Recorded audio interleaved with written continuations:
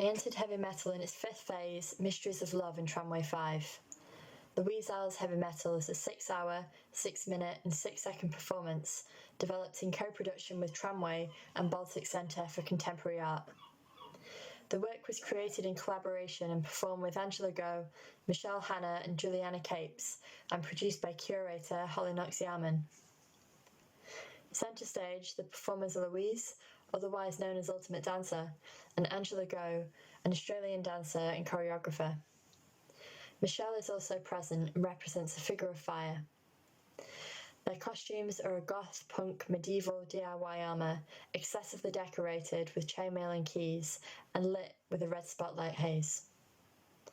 Hevi Metle set comprised of music stands, aluminium containers, etched brass plates, metal chains, and other ambiguous metal objects, symbolise a magnum opus. Translated from Latin, magnum opus means the great work, which is the magical and chemical transformation of base metals into precious metals. At this point in the performance, Louise and Juliana kneel on a large, panelled, copper stage floor, oxidised in malachite green.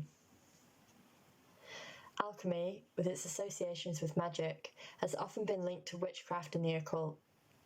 For centuries, so-called witches have been unjustly burnt at the stake for doing the devil's work, but they were often wise women, chemists, healers, and herbalists. Speculatively, the performers in Hevi Metle could be interpreted as those female alchemists who the history books have overlooked, such as Hypatia of Alexandria, who taught mathematics, physics, and philosophy, or from ancient Egypt, Cleopatra the alchemist, who experimented with alchemy to produce the philosopher's stone and invented an early tool called the alembic used to distill liquid. In the Middle Ages, metals were spiritually linked to the planets. Owing to its beauty, copper was associated with Venus and Aphrodite, and was one of the earliest metals in use besides iron. Copper was originally obtained from meteorites, linking chemistry to the cosmos and astrology. As well as its practical usage, Greek alchemy shaped complex philosophical ideas and concepts relating to the body. Similarly, the dance choreography in Hevi Metle is a transformative process, representing the nomadic body in a non-linear time and space. During the 8 phases of the work, Juliana Capes provides beguiling audio interpretations of the performances through riddles, descriptions, and singing. In the phase Mysteries of Love, that references a song by Angelo Badalamenti and Julie Cruz, Louise and Juliana harmonise a repeated verse. Sometimes the wind blows, and you and I float in love and kiss forever in darkness. A dusty silver material pulls from Juliana's offering hands. A heavy silver ball is clutched in Louise's. In Roman, Egyptian, and Victorian periods, cosmetic products were made from mercury and other toxic earthly materials, such as oxidized copper, metal ores, and lead, which often had deathly consequences for the human body. Gallium, a substitute for mercury or quicksilver, as it's otherwise known, is a metal that melts just under body temperature.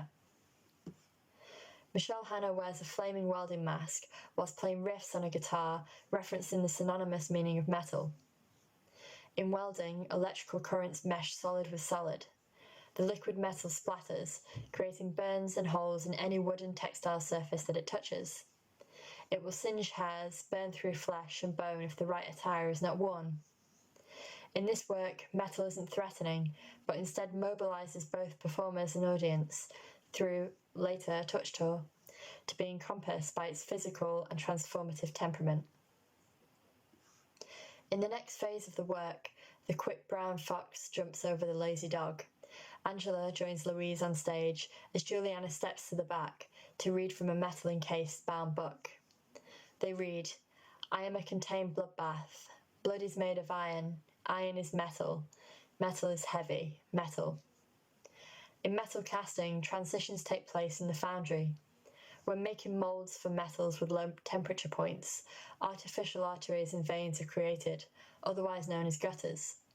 They convey air through the correct channels in the vessel to avoid leakage and explosion. In alchemy, fire is also the essence of change, which is referenced by the shape-shifting body vocabulary in the work. When preparing for a metal pour, the material is fed into a crucible set within a floor-based furnace. Metal slag is removed and tossed into the sandpit as the temperature rises. Stepping closer to the furnace, the temperature seems to double and sweat starts to appear. Metal is ready to leave the crucible and be poured into the vessel when it resembles a liquid mirror. Heavy metal is a multi-sensory and perceptual performance work, and smell is another sense woven in, albeit disguised. A bulbous object sits in front of me on the floor to the left, which appears to be a solid silver mass. Stinking and decomposing materials, such as garlic, create a potion that threatens to tear out your nostrils. To audience members, these objects remain safely contained by and undetectable through hundreds of layered, rolled aluminium sheets. The audience has been free to come and go throughout the duration of the work, but most of the visitors stayed and moved around the benches and viewpoints. Touch tour participants are later invited by Juliana to sit on a designated bench, and others are invited to join in at any time. Louise and Angela sit and weave parts of their costumes and metal links in the centre of the magnum opus. Participants are given tuning forks and, using their fingernails first, are asked to explore copper edges and steel rods through touch before using the forks to explore the set through sound. The result is a gradually chiming metal orchestra, led by audio description and performed by the audience.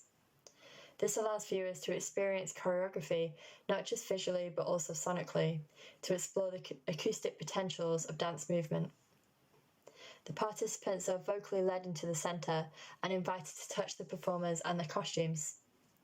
As I left the room, I was left with the feeling that this particular stage was key. Both audience and performer interlock with the surrounding environment, making flesh and metal become one and the same material.